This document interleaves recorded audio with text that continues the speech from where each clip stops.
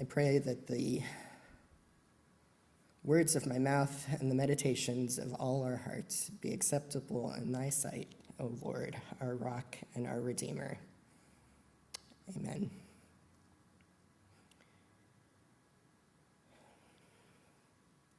We're going to start with a moment of memory for next Benedict. I'm going to read what the HRC shared about them, and then we'll take 2 minutes of silence.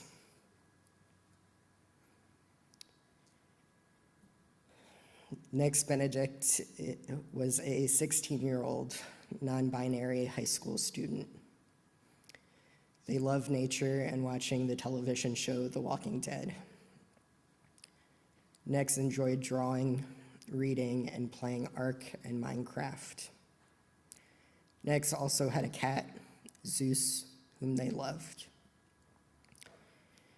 Nex's family traced part of their roots to the Choctaw Nation and were on a journey to understanding more about Nex's identity, like many other parents of transgender and non-binary youth.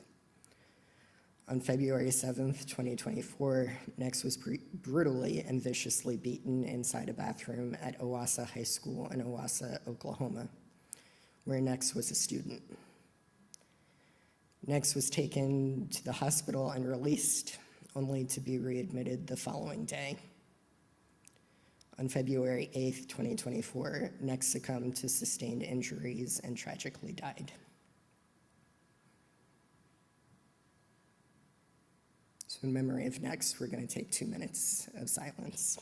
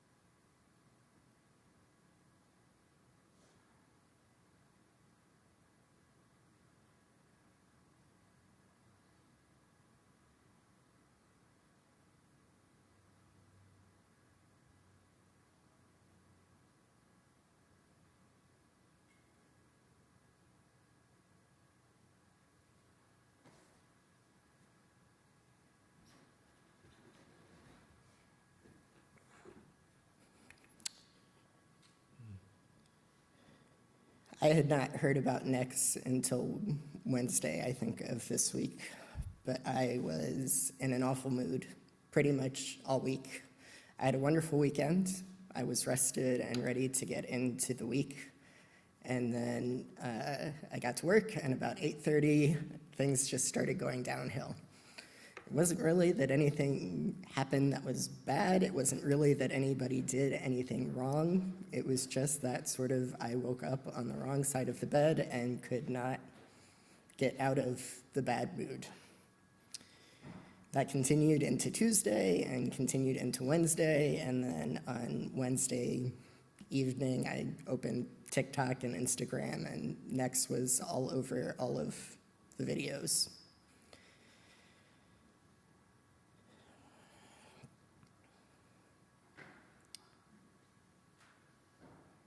We're in the season of Lent, which is, I think, an appropriate time to see the world that we live in as we approach with Jesus, the cross, and the crucifixion.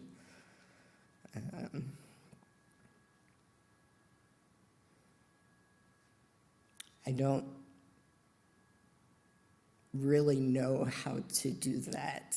So what I settled on was I'm going to sort of offer a brief hagiography of sorts. A hagiography is a retelling of the life of the saints. So one of the saints I will share about is Martin Niemöller, and the other is Malcolm X. And then hopefully after that, I will have a few words to kind of offer some sort of balm, knowing that we have not come to Easter and the resurrection yet.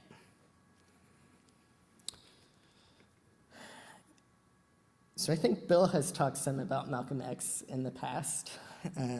Malcolm X, as I'm sure many of you know, was a civil rights activist. He initially was a member of Elijah Muhammad's white creation.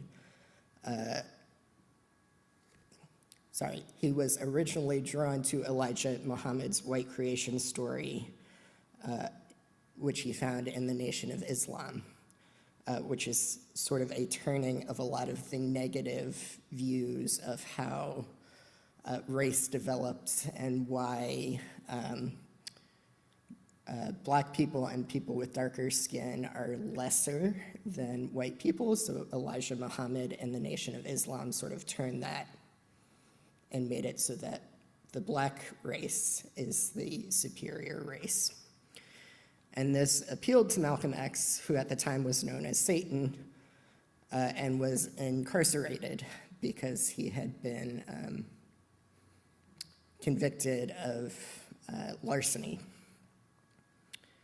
And during that time, he kind of lets go of the name Satan, returns to the name Malcolm Little that he was born with, and then becomes Malcolm X. And he leaves prison in 1952 and becomes very prominent with the Nation of Islam, and really helps spread the Nation of Islam. There's a documentary called The Hate That Hate Produced, which was on CBS in 1959, about sort of his role in that. So in 1964, Malcolm X takes the Hajj to Mecca, and at that point he becomes Al-Hajj Malik al-Shabazz and converts to Sunni Islam. And he says, "Never have I witnessed such an overwhelming spirit of true brotherhood as is practiced by people of all colors and races here in this ancient Holy Land." And this really was a turning point for him to move from that culture of hate and of racial distrust and racial enmity to a understanding of brotherhood, of fraternity, of siblinghood.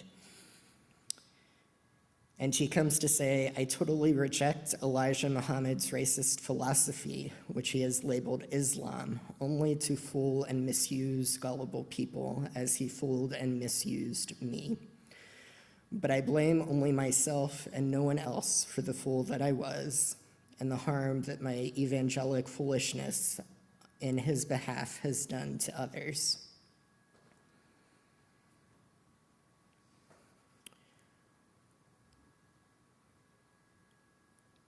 So that's Malcolm X, Al-Hajj Malik al-Shabazz. Now I want to share a little bit about Martin Niemöller, who wrote the poem, First They Came. And there's a few varieties of that poem. One of them is inscribed in the Holocaust Memorial.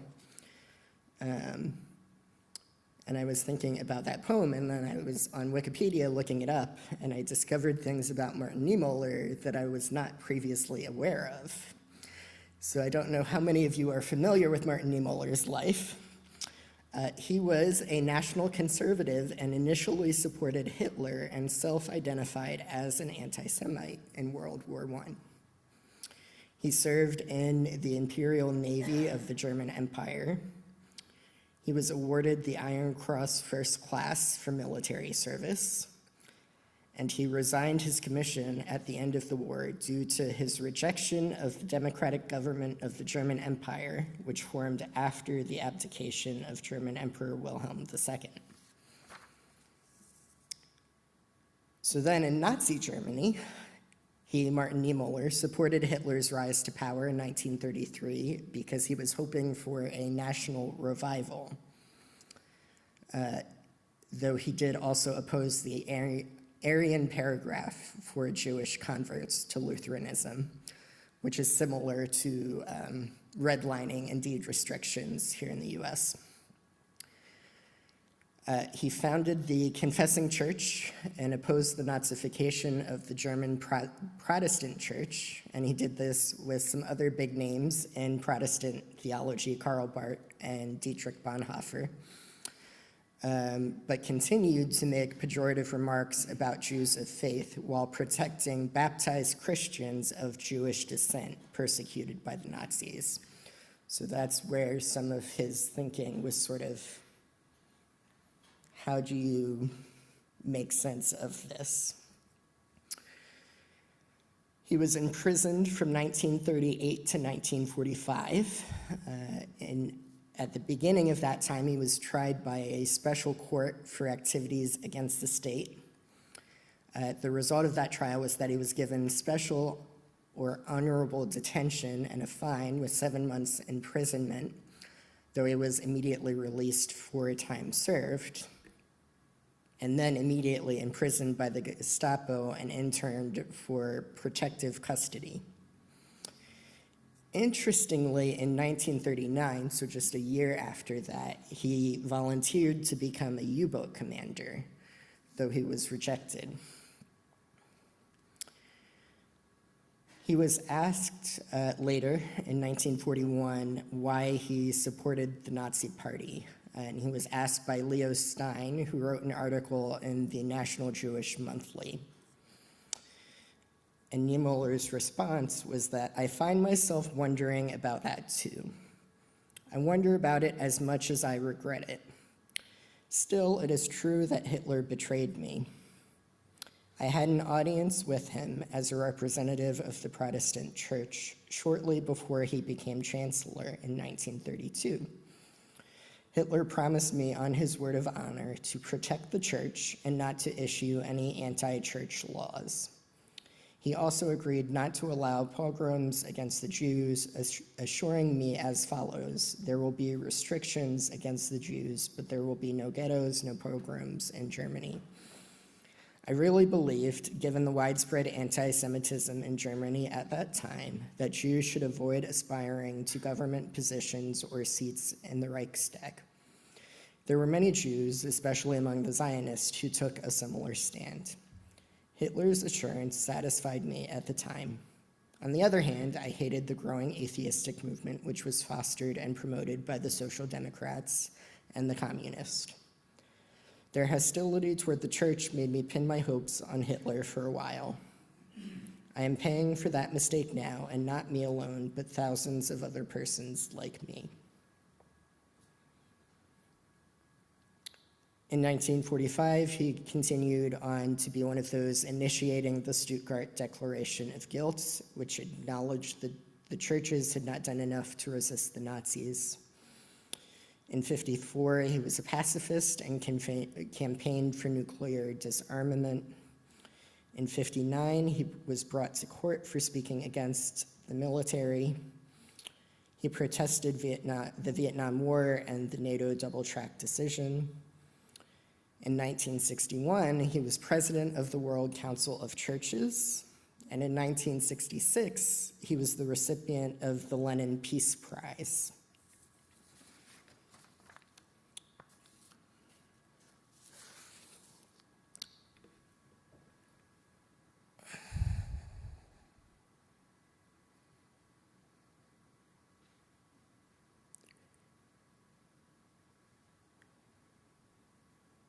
We live in a world with a lot of harm and suffering. of needless conflict, politically, nationally, militaristically, individually.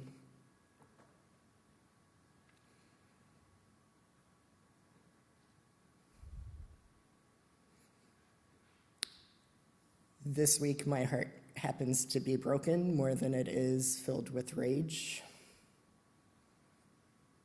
And I think both of those, as well as many others, are appropriate responses to what is going on in the world.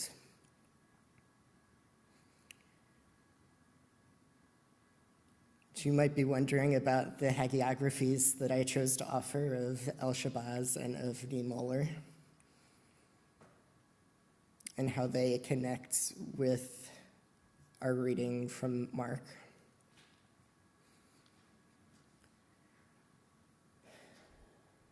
And I think the connection for me is that the question is,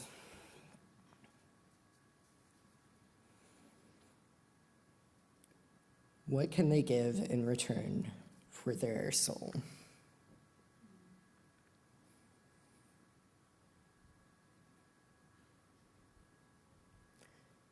And I think a challenge that I face, and that I think many Christians face, is the perception or expectation that you have to be perfect, that you have to be always loving, that you have to do everything right.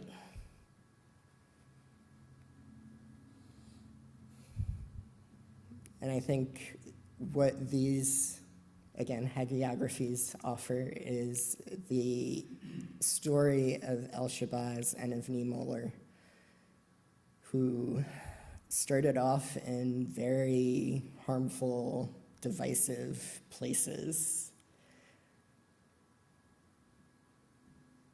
Places where their thoughts and their speaking and their actions are directly harming others. But because of their faith, they're able to find a way out of the deep, dark places where they were,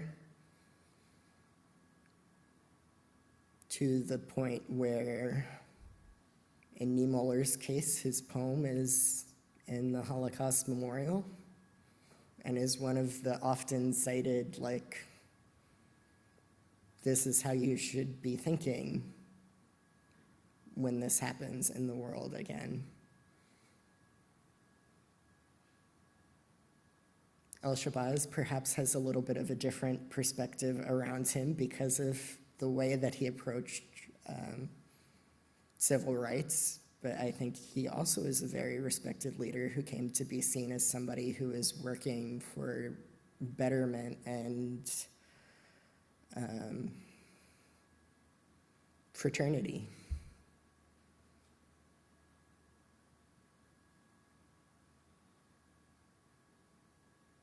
So I think the invitation is one of don't try and be perfect.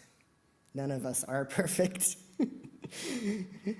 We're all very able to hurt and harm others, even those we care about the most. But it's what we do after that that reflects who we are at the core of our being and who we are as people of faith. Not to discount that we've done harm, but to seek healing and to seek opportunities for joy and life.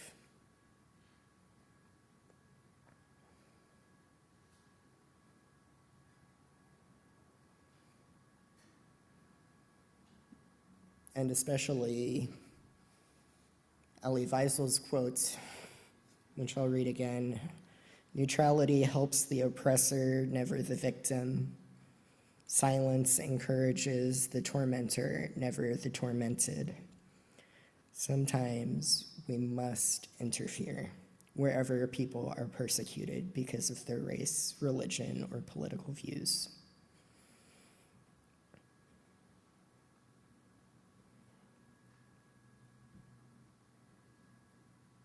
So in seeking to gain our souls, we must speak for those who do not have the power to speak for themselves.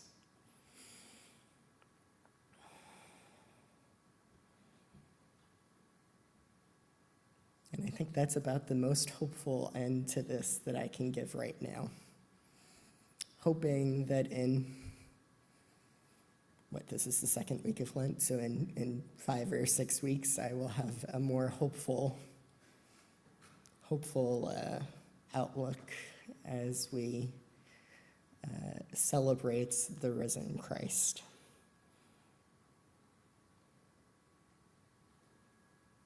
Amen.